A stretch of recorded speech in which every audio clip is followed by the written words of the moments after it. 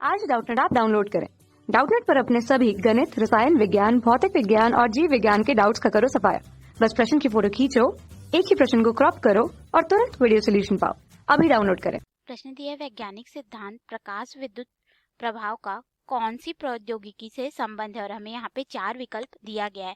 तो सबसे पहले हम लोग यहाँ पे देखते हैं कि प्रकाश विद्युत प्रभाव क्या होता है और इसकी खोज किसने की थी। फिर उसके बाद हम लोग इनमें चारों में से कौन सा विकल्प सही है इसको देखेंगे। तो हम लोग यहाँ पे क्या देख रहे हैं, प्रकाश विद्युत प्रभाव की बात कर रहे हैं। ठीक है, तो प्रकाश विद्युत प्रभाव, इसके नाम से ही आप लोग को स्पष्ट हो गया होगा कि प्रकाश का हमें विद्युत ऊर्जा के रूप में ऊर्जा प्राप्त होती है, उसको हम लोग प्रकाश विद्युत प्रभाव कहते हैं। तो प्रकाश विद्युत प्रभाव की जो खोज थी, इसको आइंस्टीन नामक वैज्ञानिक ने किया था। किसने किया था? आइंस्टाइन नामक वैज्ञानिक ने इसकी खोज की थी, और वो भी किसके द्वारा? प्लांक के क्वांटम सिद्धांत के द्वारा। प्लांक के क्वांटम सिद्धांत के माध्यम से इसकी खोज की थी। अब हम लोग देखते हैं कि आइंस्टीन का प्रकाश विद्युत प्रभाव क्या होता है और क्वांटम सिद्धांत क्या होता है। ठीक है, प्लांक का। तो क्वांटम सिद्धांत के अनुसार आइंस्टीन ने ये बताया था कि जो प्रकाश ऊर्जा होती है, ठीक है, प्रकाश ऊर्जा वो छोटे छोटे पैकेट्स के बंडल के रूप में आती है। छोटे छोटे ऊर्जा के इस तरह से पैकेट्स होते हैं, ऐसा उन्होंने बताया था। और इन छोटे छोटे पैकेट्स या फिर बंडलों को फोटॉन कहा जाता है। क्या कहा जाता है? फोटॉन कहा जाता है।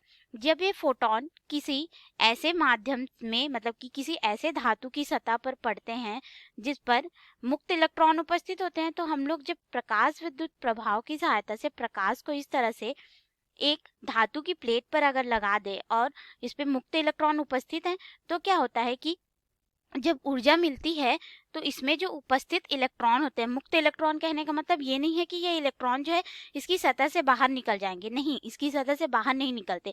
मुक्त इलेक्ट्रॉन का मतलब यहाँ पे होता है कि वह इलेक्ट्रॉन जो कि परमाणु के बाह्य कक्षा में उपस्थित होता है।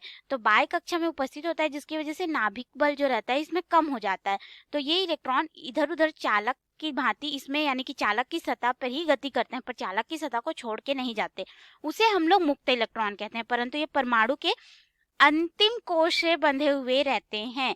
तो इसको जब ऊर्जा प्राप्त होती है तो ये अंतिम कोश को छोड़ करके इस चालक पर घूमना शुरू कर देते हैं, जिसके वजह से एक निश्चित दिशा में, तो जिसके वजह से इस चालक पर विद्युत धारा आ जाती है।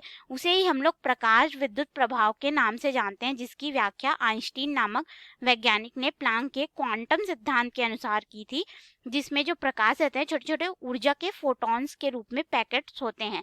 तो ये जो पूरी घटना है और जिसके बारे में हम लोग अध्ययन करते हैं प्रकाश विद्युत प्रभाव का, उसको हम लोग प्रकाश विद्युत सेल भी कहते हैं। तो ये जो मैंने संरचना बताई और विद्युत ऊर्जा का उत्पादन कैसे हुआ प्रकाश से ये बताया, ये प्रकाश विद्युत सेल में होता है। तो हमसे पूछा गया है कि प्रकाश विद्युत प्रभाव कौन सी प्रौद्योगिकी से संबंधित है। तो यहाँ 4 विकल्प दिया है, प्रकाश विद्युत सेल, सोनार, कंप्यूटर, रेडियो तथा टेलीविजन। तो प्रकाश विद्युत सेल इसका सही विकल्प होगा। सोनार जो रहता है, इसके माध्यम से हम लोग वस्तुओं का पता लगाने के लिए रेडियो सिग्नल्स के, यानी कि कंप्यूटर का प्रयोग आजकल हम लोग बहुत सारी चीज़ों में कर रहे हैं, तो कंप्यूटर इसमें नहीं आता है। इसमें हम लोग पावर इलेक्ट्रॉनिक डिवाइस का प्रयोग करते हैं। रेडियो तथा जो टेलीविजन होते हैं, ये जो है संचार प्रौद्योगिकी के अंदर आते हैं, जिसमें हम लोग रेडियो तरंगों का ही अध्ययन करते हैं। तो ये हमारा सही विकल्प कौन सा हो गया? प्रकाश विद्युत सेल। धन्यवाद। कक्षा 6 से 12वीं से लेकर नीट, IIT, JEE वो एडवांस के लेवल तक 1 करोड़ से ज्यादा छात्रों का भरोसा।